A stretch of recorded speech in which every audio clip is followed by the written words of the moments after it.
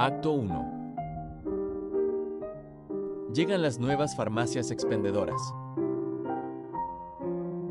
Acto 2. Día de la inauguración y toma de fotos. Acto 3. Una semana después de la inauguración. Acto 4. Las mentiras de cada mañana. Acto 5. Las excusas ante el desabasto. Acto 6. Desviando el tema. Acto 7. El vandalismo hizo lo suyo. ¿Cómo se llamó la obra?